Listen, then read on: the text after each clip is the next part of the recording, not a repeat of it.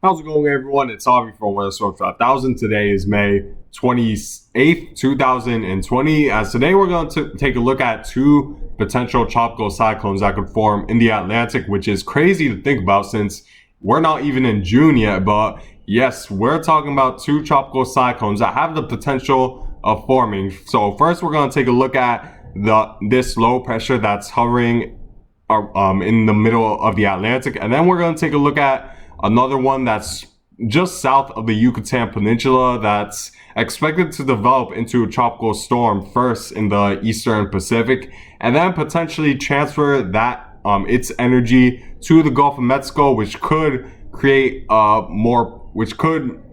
which could allow for tropical cyclone development to occur in the Gulf of Mexico. But before I begin, make sure to subscribe if you like this content, make sure to like if you like this content, and make sure to share with friends and family who are interested in this sort of topic. So let's begin by taking a look at the low pressure that's currently lingering over the middle of the Atlantic. So the good news is that I want to point out is that this is unlikely to really affect any sort of land.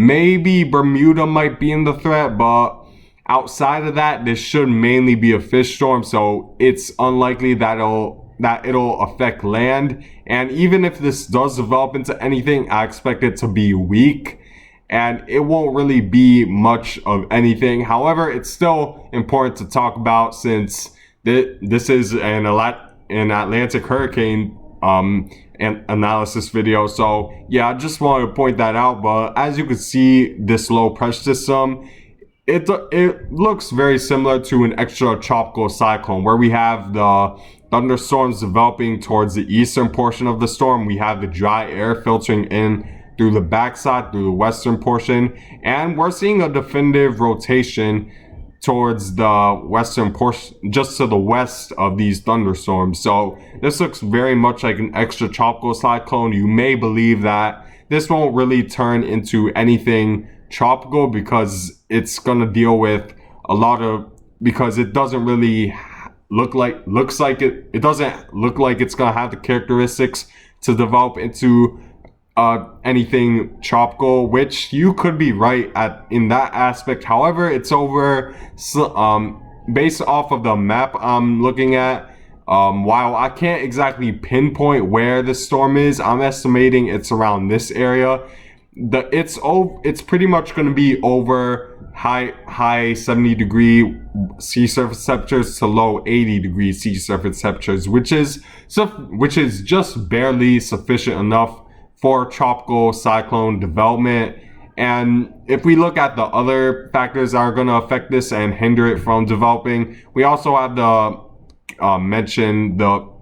we also have to keep in mind that there's a lot of dry air filtering in. But however, it seems like the computer models are leaning towards developing it despite the dry air, and I wouldn't be surprised that if this does develop into anything, it's most likely going to be a subtropical cyclone because it's going to have a mix of extratropical and tropical characteristics where sea surface temperatures are warm enough for tropical cyclone development. However, it's going to it's likely going to strengthen as a result of baroclinic influences as well. So this cyclone may form out of a mix of both, which characterizes it as a subtropical cyclone. And you can see the European develops it 1 to 2 days out. So I wouldn't at all sleep on this from developing. However, Bermuda is just to the west. Is going to be well to the west of this, it seems like. So in Bermuda, I shouldn't be too worried, as it is mainly going to be a fish storm whether this develops or not. And even then, I just see it unlikely that it's going to develop into anything tropical because it's going to deal with a lot of baroclinic influences that'll keep it from being named into something tropical like subtropical storm Cristobal. And also it's going to be above sea surface temperatures that are in the higher 70s, which are just barely sufficient enough for tropical cyclone development. And I don't think the National Hurricane Center is going to look at this and say that it's gonna have any sort of tropical characteristics. However, I still just want to point out that Cristobal might form earlier than expected.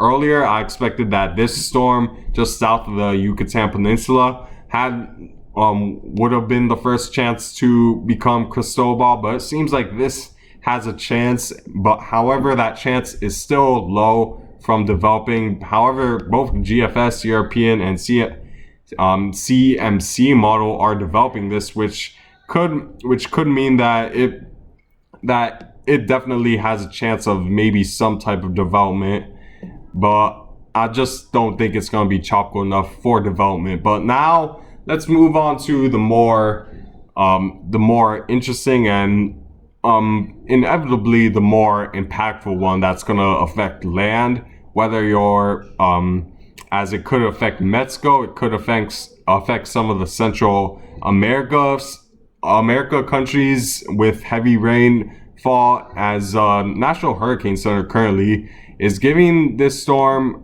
in the Eastern Pacific an 80% chance of developing over the next 5 days, and over the next 2 days it's giving a 40% chance, which is considered a medium chance. So if we take a look at the satellite imagery, which I'll show you guys right now, the storm is right now you can't really see it. However, it's definitely gonna develop more and more as days go by. So let's take a look at the GFS, and I'm gonna show the vortex. Oh wait, this is the European. I'm gonna check the GFS first, and we'll move on to European. So this is as of right now, and you can see just south of the Yucatan Peninsula, you don't really see any sort of vorticity or any sort of low pressure system developing. But then as we move forward 12 hours to 24, and then I would say around the 36-hour mark to the 42-hour mark, we definitely start to see the vorticity forming, as a low pressure system is definitely starting to organize, and this is likely going to be the next tropical storm for the Pacific. And then as we move on to nearly 3 days out, it shows the GFS is showing that it'll make landfall right just south of Mexico near the Guatemala area, and those areas could experience a pretty hefty amount of rain. And remember, just because this storm isn't likely to become potent, that doesn't mean the impacts will be limited, because we've seen a lot of tropical storms that are relatively weak in terms of wind speed, but the rainfall they dump is impactful enough to impact a lot of people and take away lives, unfortunately. But as we move forward, the GFS makes landfall, and then it just lingers. And the reason why it just lingers is because there's gonna be the upper level winds are pretty much gonna conflict with each other, because there's going to be a ridge that forms over the southeast United States, and you could probably easily identify the ridge in this area with as you can see, these contour lines are representing this big ridge that's going to form, and it's trying to push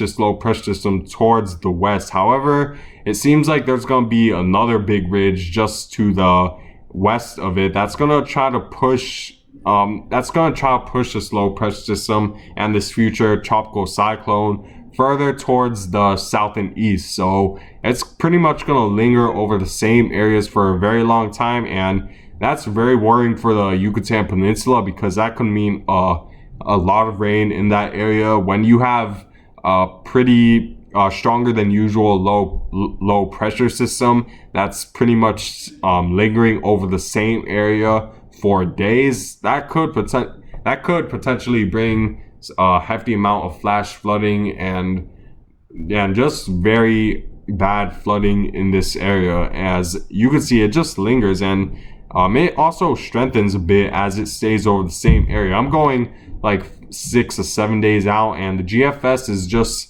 maintaining its belief that it's going to linger over the same area. And this is out in day 5.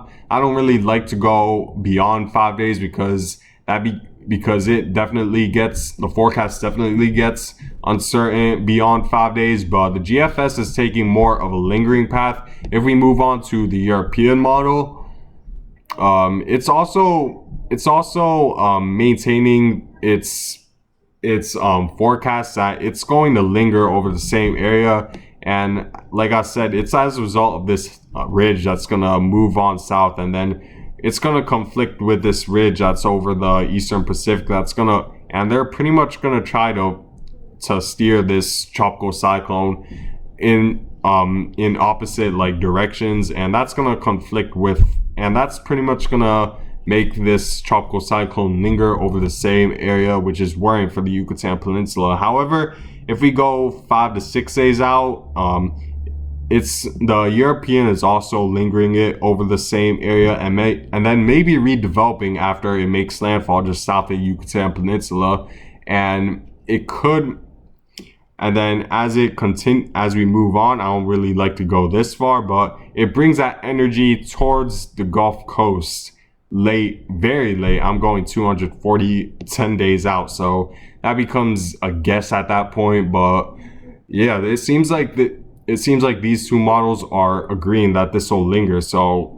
that becomes a very uncertain forecast when we don't really have a definite track for where a low pressure system could go, because any minuscule changes in the forecast and in the steering currents, that can make a huge difference in where this thing goes. So it becomes very uncertain if this is gonna move on to the Gulf Coast and develop into anything major, or even move on